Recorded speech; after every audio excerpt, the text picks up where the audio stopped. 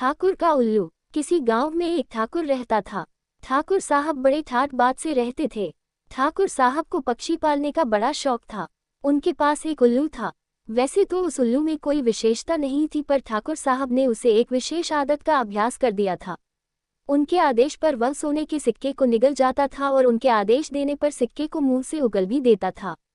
ठाकुर साहब ने उसे ये तक अभ्यास करा दिया था कि वह उल्लू एक बार में 5 सिक्के तक निकल जाता था और आदेश अनुसार उन्हें एक एक कर उगल देता था।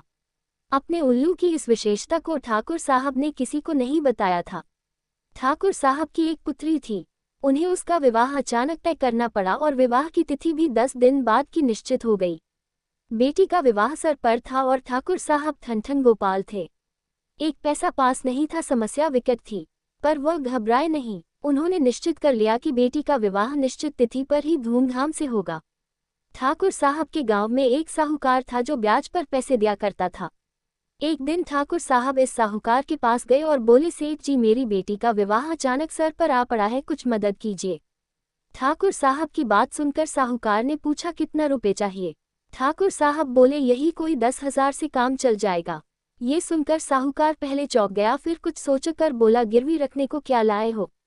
ठाकुर साहब गिरवी की बात सुनकर चौंक गए और बोले, भाई, लाया तो मैं कुछ भी नहीं हूँ। मैं तो लेने आया हूँ, लेकिन क्या आपको मुझ पर विश्वास नहीं है जो ऐसी बात कर रहे हो? साहूकार बोला, विश्वास तो आप पर और आपकी नीयत पर किसे नहीं होगा, पर व्यापार में विश्वास से ही काम नहीं चलता। लेन देन का काम अपने नियमों पर ही चलना चाहिए। ये सुनकर ठाकुर साहब कुछ देर सोच में पड़ गए। फिर कुछ सोचकर बोले, ठीक है सेठ जी, मेरे पास एक बहुमूल्य चीज़ है। हालांकि उसे मैं किसी कीमत पर भी नहीं देता, पर बेटी का ब्याह करना है, इसलिए मजबूरी में उसे ही मैं आपके यहाँ गिरवी रख दूंगा। बहुमूल्य चीज की बात सुनकर सेठ के मुंह में पानी आ गया और उत्सुकता से बोला, ऐसी कौन सी चीज आपके पास है? ठाकुर साहब ने धीरे से सेठ के कान में कहा, एक उल्लू है सेठ जी, सुनहरी उल्लू। साहूकार चौंक कर बोला, उल्लू? सोने का उल्लू? कितने तोले का है? ठाकुर साहब बोले, सोने का बना हुआ नहीं, जीता जागता उल्लू है सेठ जी। ये सुनकर सेठ हंसा और बोला, आप ही मजाक करते हैं ठाकुर साहब। मैंने तो समझा कि 10-20 तोले का सोने का उल्लू होगा। अब ठाकुर साहब ने फुलझड़ी छोड़ी, अरे सेठ जी, यह उल्लू सोने का एक सिक्का रोज निकालता है। सोने के सिक्के की बात सुनकर सेठ की आंखें खुली की खुली रह गई। ठाकुर साहब समझ गए कि तीर चल गया। वह अपनी बात पर और जोर देते हुए बोले, हाँ, सोने का सिक्का, आप परीक्षा लेकर देख लीजिए।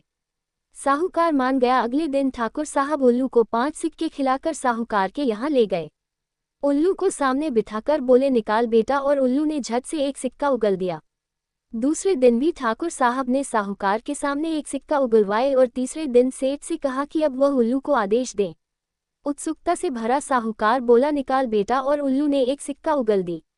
सेठ का मन उछलने लगा। उसने तुरंत चांदी के 10,000 रुपये सिक्के ठाकुर साहब को दे दिया। ठाकुर साहब ने बोला, सेठ जी, साड़ी के बाद मैं आऊंगा और अपना उल्लू ले जाऊंगा। साहूकार मुस्कुराते हुए बोला, अरे ठाकुर साहब, कोई जल्दी नहीं है, आराम से लौट आइएगा। ठाकुर साहब चले गए। साहूकार उल्लू के लिए एक खूबसूरत पिंजरा लाया और उसमें उसे बिठाकर अपने सामने के कमरे में टांग लिया। उल्लू के पेट में 2 सिक्के बची थी। अगले 2 दिनों तक उसने वह सिक्के उगल दी, किंतु तीसरे दिन साहूकार के खिलाई हुई रबड़ी उगल दी। अब अगले 2-3 दिनों तक रबड़ी उगलने का क्रम चलता रहा तो साहूकार घबरा गया और नौकरों को भेजकर ठाकुर साहब को बुलवाया। ठाकुर ने आते ही कहा, कहिए सेठ जी, कैसे याद किया? सेठ छल्ला कर बोला, ठाकुर, तुमने मेरे साथ धोखा किया है। ठाकुर बोल, धोखा? मैंने क्या धोखा दिया आपको? सेठ ने गुस्से में काटते हुए कहा, हाँ, तुमने धोखा दिया है, तुम बेईमान हो, तुम्हारा उल्लू बेईमान है। वह 3 दिनों से सिक्का नहीं उगल रहा। ठाकुर तो असलियत जानता ही था, मगर दिखावे के लिए पूछा, अच्छा तो फिर क्या उगल रहा है? साहूकार ने माथा ठोककर कहा, ये तो रबड़ी उगल रहा है। ये सुनते ही ठाकुर ने ठहाका लगाया और बोला, तो इसमें उल्लू का क्या कसूर है सेठ जी? आपने रबड़ी खिलाई थी सो उसने रबड़ी उगल दी। यदि आप उसे सिक्का खिलाते तो वह सिक्का उगलता। आखिर ठाकुर का उल्लू है, बेईमानी थोड़े ही करेगा, जो खाएगा वही तो उगलेगा। ये कहकर ठाकुर साहब खिलखिलाते हुए साहूकार के घर से बाहर निकल गए। सेठ उल्लू की तरफ और उल्लू सेठ की तरफ देखता ही रह गया।